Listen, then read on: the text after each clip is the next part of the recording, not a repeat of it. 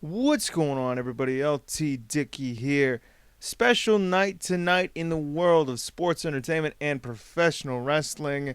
Lucha Underground Season 3 debuts tonight at 8 on the El Rey Network. It is the biggest season the show will have to date, and I will get you up to speed as much as I can and tell you how excited I am for this season's kickoff right on the other side of the title card. So hang on, enjoy the ride. Here we go.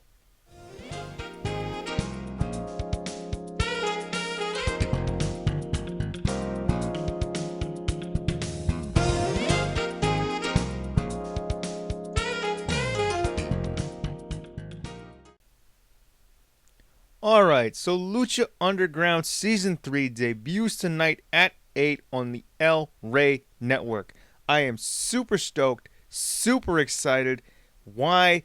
You might think it has something to do with the Pentagon Dark, the former Pentagon Jr., and Vampiro angle, and as excited as I am for to see that angle's conclusion and to see where it goes, you know what? As exciting as that is, I'm more excited to see what happens with Ivelisse.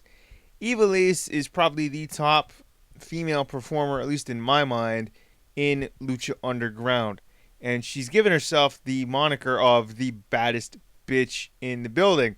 And you know what? She's been in some amazing matches in Lucha Underground. The ladder match for the trios titles, where I think she either tore a tendon or she did something to her ankle or her leg that caused her to be out of action for a while. And you could tell, I mean, she's just a tough, tough, tough woman. And you don't see that much in wrestling these days. So the fact that I'm so excited to see what happens with Ivelisse stems from the fact that she challenged the promotion's top guy. He was the top guy on the show. He was the heavyweight champion, the Lucha Underground champion at the time, Mil Muertes. She won that right in a match earlier in the episode. I think it was the season 2 kickoff show.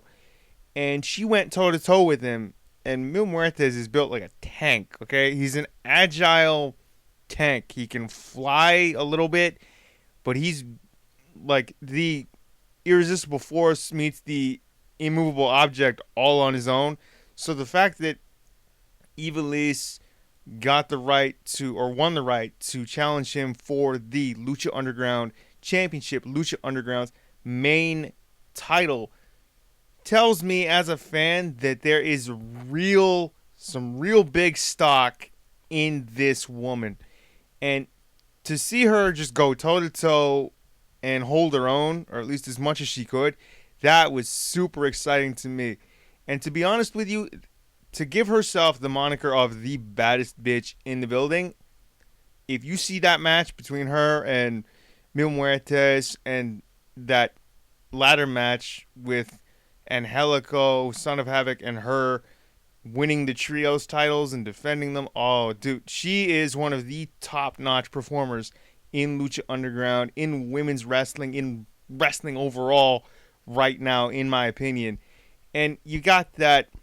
There's Cortez Castro and Joey Ryan who play cops, who are trying to take down the storyline authority figure, Dario Cueto, and then Dario Cueto's got this storyline brother, Matanza Cueto, who's an absolute monster. The dude is basically a fridge with a mask on. So, I mean, the season, I'm sure, is going to be amazing, okay? And I am super stoked to watch. It debuts tonight at 8 on the El Rey Network. What that means for countries outside of the U.S. that have TV deals for the program, I'm not so sure. I'm not so sure when it'll debut up here in Canada. I don't know. But still, I'm super stoked to see it. There's, like I said, that angle with Pentagon and Vampiro. Then there's, Rey Mysterio, Dragon Azteca. Then you've got Drago. He's probably one of my favorites. Prince Puma, Cage, Johnny Mundo. I mean, The list goes on and on. The performers they have in Lucha Underground, amazing. The high flying, you've got the big guys that are built like trucks and that can go through everybody. You've also got big guys that are agile and can move, but you've got they stay true to the lucha roots, which is something to see all that high flying because I'm not a relatively big guy. I'm maybe 5'8" at most, 160, 170 pounds. So I relate to the smaller guy, and to see people like Rey Mysterio, Prince Puma, Dragon Azteca, Argenis, Aerostar, Drago. The list goes on and on and on. Even Jack Evans. I mean, these guys are flying all over the place. And Helico. I mean, some of the spots he did in the first season of Lucha Underground and some of the spots from this past season were amazing. So I am super stoked for the debut of Lucha Underground Season 3. It's said to be the longest one in the show's history so far, consisting of 40 episodes. So if they go weekly, that's 9 months, give or take. Plus, you may have breaks in there for a bit of an off season or, say, a break between December and January for the holidays. So it could stretch a year or more. I don't know. But to have 40 episodes and be the longest season in the show's history, I can't wait to see how it starts and then basically just watch it unfold.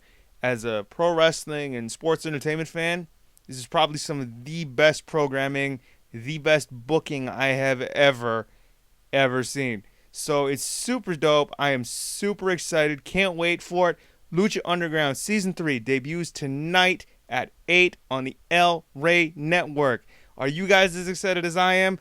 Post it in the comments below. Please comment, like, share, and subscribe. And of course, as always, I've been LT-Dickey, and you guys have been my loyal audience. Thanks for watching, but we'll see you in the next one. Alright, that's it for me. I'm out of here. We'll talk later.